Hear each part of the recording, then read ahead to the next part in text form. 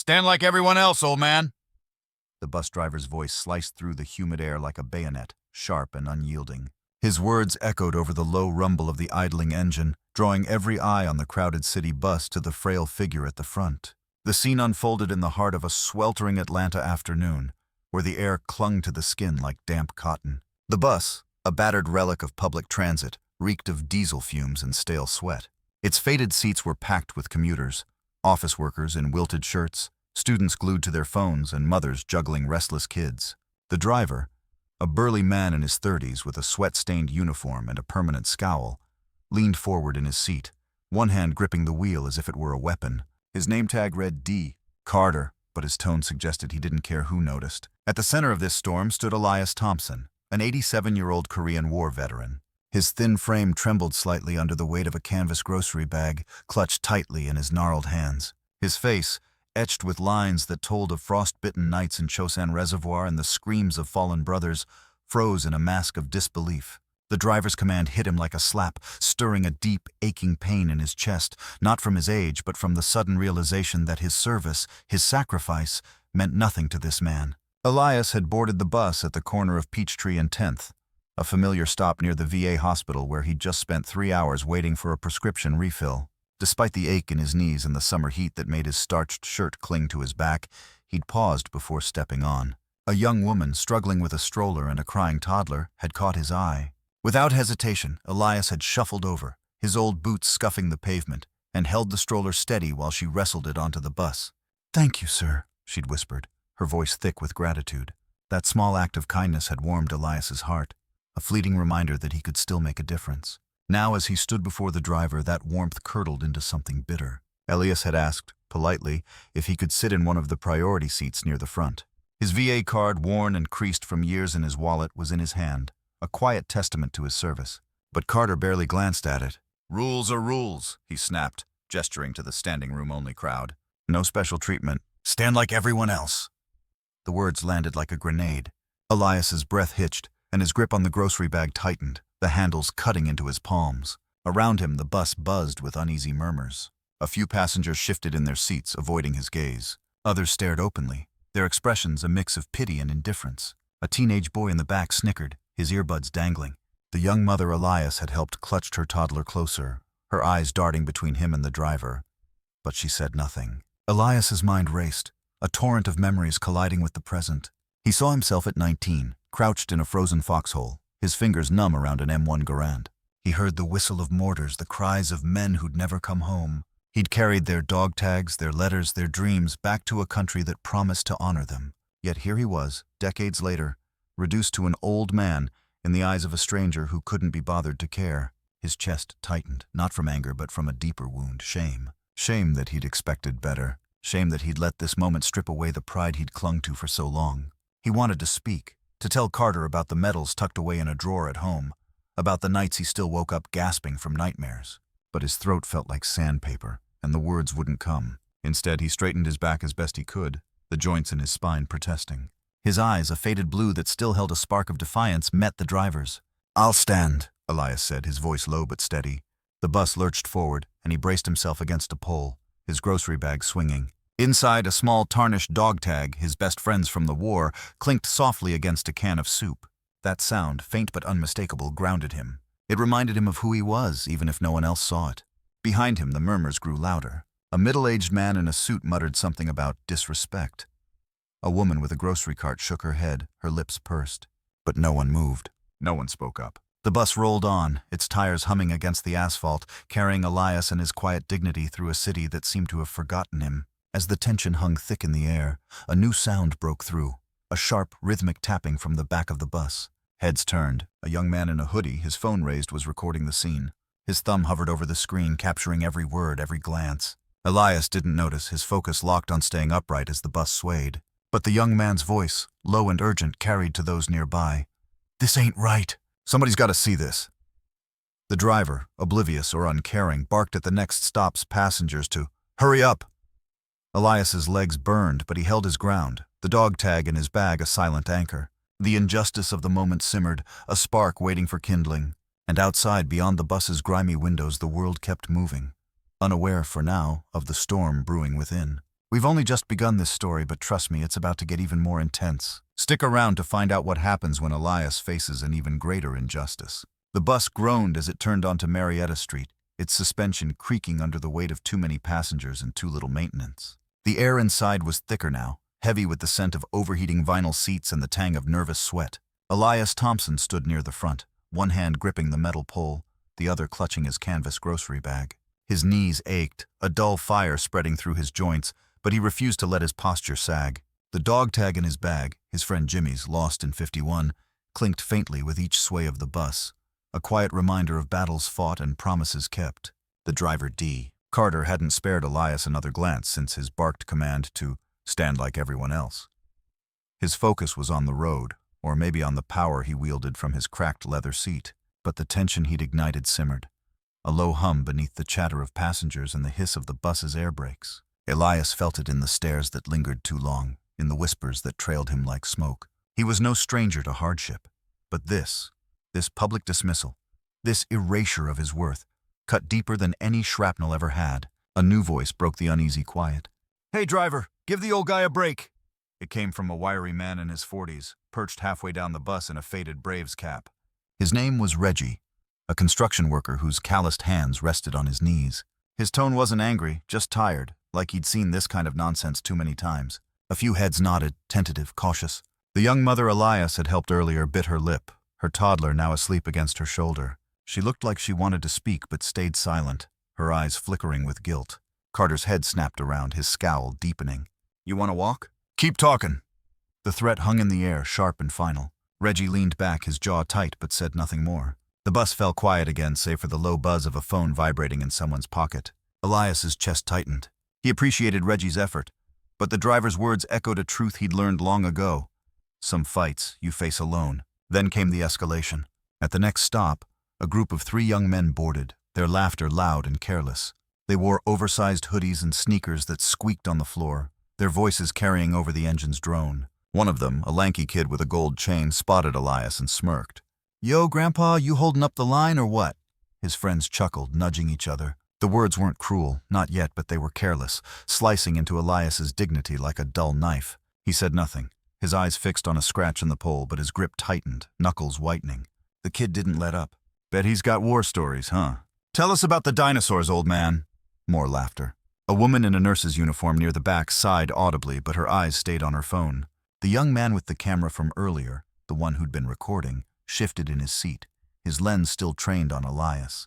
His expression was unreadable, but his thumb tapped the screen, capturing every moment. Elias felt the weight of that gaze, not as support but as exposure, like he was a spectacle in a cage. The bus lurched, and Elias stumbled slightly, his grocery bag slipping. A can of beans hit the floor with a dull thud, rolling toward the young men. The lanky kid picked it up, tossing it lightly in his hand. "Careful, Grandpa. Don't want to break a hip." He held the can out, but when Elias reached for it, the kid pulled it back, grinning. His friends hooted. The game was childish, but to Elias it was a fresh wound. He stood taller, his voice steady despite the tremor in his hands. "Give it back, son." The kid's grin faltered, caught off guard by the steel in Elias's tone. He tossed the can into Elias's bag, muttering, "Whatever." But the damage was done. The bus felt smaller now, the air charged with a mix of amusement and shame. Elias's mind drifted to a memory. Jimmy, his best friend, laughing by a campfire in Korea, promising they'd look out for each other. Jimmy never made it home. Elias had carried his dog tag ever since, a talisman against forgetting. Now that promise felt mocked, cheapened by the laughter of strangers. A new voice cut through, this one colder, more official. "Enough of that." It was Carter, glaring into the rearview mirror. But his words weren't for the young men. They were for Elias. "You're causing a scene, old man. Sit down or get off at the next stop." The ultimatum landed like a punch. Sit down where? Every priority seat was taken, and no one had offered theirs. "Get off?" In a neighborhood miles from home, with his prescription still in his bag and no money for a cab, Elias's heart pounded, a mix of anger and helplessness. He wanted to shout, to tell Carter about the frostbite that still woke him in pain, about the lives he'd saved. But pride held his tongue. The bus stopped at a red light, and the crowd's reactions rippled. A gray-haired woman near the front clutched her purse, whispering to her neighbor, "It's shameful how they treat veterans." Her friend nodded but stayed silent. The young mother finally spoke, her voice soft but clear. "He helped me earlier. He doesn't deserve this." Her words drew a few murmurs of agreement, but they were drowned out by the lanky kid's scoff. Deserve? Man, it's just a bus. Elias's eyes closed for a moment, the world narrowing to the clink of Jimmy's dog tag and the ache in his legs. He felt the sting of isolation, the way it wrapped around him like a cold fog. He'd faced worse, enemy fire, starvation, loss, but this was different. This was his own country, his own people turning their backs. His fingers brushed the dog tag through the canvas, and a quiet resolve settled in his bones. He'd stand. Not because he had to, but because he refused to let them erase him. Outside, the city moved on, horns blaring, pedestrians hustling past. But inside the bus, time seemed to slow, each second stretching the tension tighter. The young man with the camera leaned forward, his phone still rolling, his eyes darting between Elias and the driver. A new sound emerged, a low rhythmic thump from the back, like someone tapping a foot in frustration. Heads turned, but no one spoke. The spark of injustice burned hotter, waiting for a gust to set it ablaze. We're on the edge of the climax. What's about to unfold will turn everything upside down. You can't miss the resolution of this story. The bus shuddered to a stop at a busy intersection on Forsyth Street, its brakes squealing like a warning cry. The air inside was stifling, thick with the scent of warm metal and the collective tension of passengers caught in a drama they hadn't signed up for. Elias Thompson stood near the front, his 87-year-old frame braced against a pole, his canvas grocery bag heavy in his hand. The faint clink of his friend Jimmy's dog tag, carried since the frozen hell of Chosen Reservoir, grounded him, a lifeline amid the storm of disrespect swirling around him. His legs burned, his chest ached, but his eyes, sharp and unyielding, held a quiet fire that refused to be snuffed out. The driver, D. Carter, leaned back in his seat, his scowl etched deep as he scanned the crowd through the rearview mirror. His earlier ultimatum, sit down or get off, still hung in the air unanswered. Elias hadn't moved, hadn't spoken, but his silence was louder than any protest. The passengers were restless now, their murmurs rising like a tide. The young man with the phone still recording shifted closer, his lens capturing the veteran's weathered face. The lanky kid who'd mocked Elias earlier slouched in his seat, his bravado dimmed but not gone. The young mother, her toddler asleep against her chest, clutched the stroller Elias had helped her with, her eyes wet with unspoken gratitude. Then a new sound pierced the tension, a deep rhythmic thud from outside like boots hitting pavement in unison. Heads turned toward the grimy windows. The bus doors hissed open and a wave of heat rolled in, carrying with it the unmistakable scent of leather and gun oil. A shadow fell across the entrance, followed by another, then another. 5 men in crisp Marine Corps dress blues stepped aboard, their faces carved from stone, their eyes scanning the bus with a precision honed by years of service. The lead Marine, a grizzled staff sergeant with a silver star pinned to his chest, locked eyes with Elias. The bus fell silent, the air crackling with anticipation. Who's in charge here? The sergeant's voice boomed, low and commanding. Carter jolted upright, his hands fumbling on the wheel. I am, he stammered, his earlier arrogance evaporating. The sergeant didn't respond, his gaze shifting to Elias. In one fluid motion, he snapped to attention and saluted, his hand sharp against his brow. The other Marines followed, their salutes crisp and unwavering. Elias blinked, his throat tightening. He hadn't been saluted in decades, not since the war. His hand twitched, muscle memory kicking in, and he returned the gesture, his fingers trembling but steady. The crowd erupted in whispers, phones raised high, capturing the moment. The young man with the camera zoomed in, his breath catching. The lanky kid's jaw dropped, his friends frozen beside him. The gray-haired woman near the front gasped, her hand over her mouth. "He's a hero," she whispered, loud enough for others to hear. The words spread like wildfire, igniting a shift in the bus's atmosphere. The sergeant stepped forward, his boots thudding against the floor. "Sir," he addressed Elias, his voice carrying a weight that silenced the murmurs. "We got a call about a veteran being disrespected." "That true?" Elias's eyes flicked to Carter, then back to the sergeant. He could have spilled everything. The driver's cruelty, the kid's mockery, the crowd's silence. But bitterness wasn't in his nature. Instead, he nodded once, his voice soft but clear. "Just trying to get home, son." The sergeant's jaw tightened, his gaze swinging to Carter.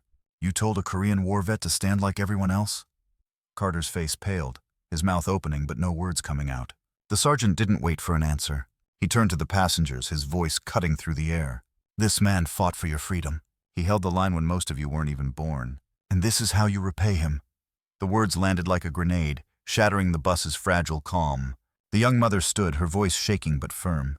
"He helped me with my stroller. He didn't deserve this." Reggie, the construction worker in the Braves cap, rose next, his hands clenched. "Driver's been pushing him around since he got on." The gray-haired woman joined in, her voice cracking. "It's a disgrace." The lanky kid shrank in his seat, his gold chain glinting under the fluorescent lights, his earlier smirk gone. Carter's eyes darted, searching for an ally, but found none. The sergeant stepped closer, his presence towering. "You've got one chance to make this right," he said, his tone leaving no room for argument. Carter swallowed hard, his voice barely audible. I didn't know he was a vet. I'm sorry." The apology was weak, forced, but it was enough to draw a collective exhale from the crowd. The sergeant turned back to Elias, his expression softening. "Sir, my squad's here to escort you home. Your seat's waiting." He gestured to the priority seats, now vacated as passengers scrambled to stand. Elias hesitated, his pride warring with exhaustion.